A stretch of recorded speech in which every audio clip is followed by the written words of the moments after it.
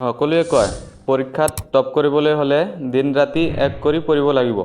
কিন্তু তুমি জানানে কেৱল কিতাপৰ মাজত সোমাই থকা সকলেই টপাৰ নহয়। টপাৰ সেইজনহে যাৰ হাতত পঢ়াৰ লগতে এক সঠিক কৌশল থাকে। আজি আমি সেই কৌশলবোৰৰ কথা পাতিম যিয়ে SSLC পৰীক্ষাত তোমাৰ নামটোও ইতিহাসৰ সোণালী আখৰত লিখিব পাৰে। ভুলক ভয় নকৰিবা। প্ৰথম কথা, ভুল কৰিবলৈ ভয় নকৰিবা। এটা কথা মনত ৰাখিবা, পৰীক্ষাত নম্বৰ কম পোৱাটো ব্যৰ্থতা নহয়, বৰঞ্চ শিকিবলৈ পোৱা এক ডাঙৰ সুযোগহে। থমাছ এলভা এডিসনে বাল্বটো আৱিষ্কাৰ কৰাৰ আগতে হাজাৰবাৰ বিফল হৈছিল। তেওঁ কৈছিল, মই হাৰি যোৱা নাই, মই এনেকুৱা হাজাৰটা উপায় বিচাৰি পালো যিয়ে কাম নকৰে। গতিকে তুমিও আজিৰ অংক এটা ভুল কৰিছা বা কিবা পাহৰি গৈছা, চিন্তা নকৰিবা। ভুল হোৱা মানেই তুমি সঠিক উত্তৰৰ আৰু ওচৰ চাপি গৈছা। ৰিভিজন কৰাটো হ'ল তোমাৰ অস্ত্ৰ। পঢ়া সকলোৱে পঢ়ে, কিন্তু মনত ৰাখে কেইজনে?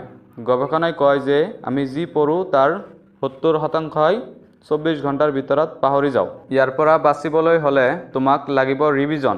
টপাৰসকলে এবাৰ পঢ়ি থৈ নিদিয়ে, তেওঁলোকে সপ্তাহত এবাৰ, মাহত এবাৰ পুৰণি পঢ়াবোৰ পুনৰ চকু ফুৰাই চায়, যাৰ ফলত পৰীক্ষাৰ হলত তেওঁলোকৰ আত্মবিশ্বাস বাঢ়ে। মনত ৰাখিবা, ৰিভিজন হ'ল সেই বিশ্বাস যিয়ে তোমাক পৰীক্ষাৰ দিনা জয়ী কৰাব। সময়ক হাতৰ মুঠিত ৰখা।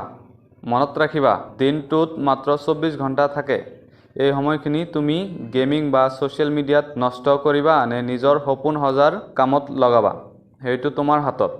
টপাৰসকলে গৰ্ব নকৰে যে তেওঁলোকে কিমান ঘণ্টা পঢ়িছে, তেওঁলোকে এইটো দেখে যে তেওঁলোকে কিমান মনোযোগেৰে পঢ়িছে। আগতীয়াল কামক না ক'বলৈ শিকা।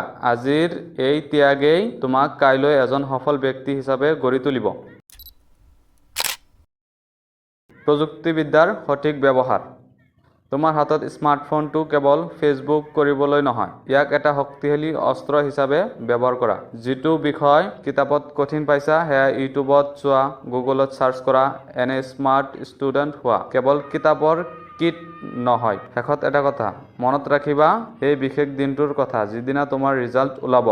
তোমাৰ মা-দেউতাৰ চকুলৈ চোৱা, তেওঁলোকৰ আশা পূৰণ কৰাৰ দায়িত্ব এতিয়া তোমাৰ। তুমি টপাৰ হ'ব পাৰিবা, তোমাৰ মাজত সেই শক্তি আছে, মাথো আজিৰ পৰা এই অভ্যাসকেইটা পালন কৰা।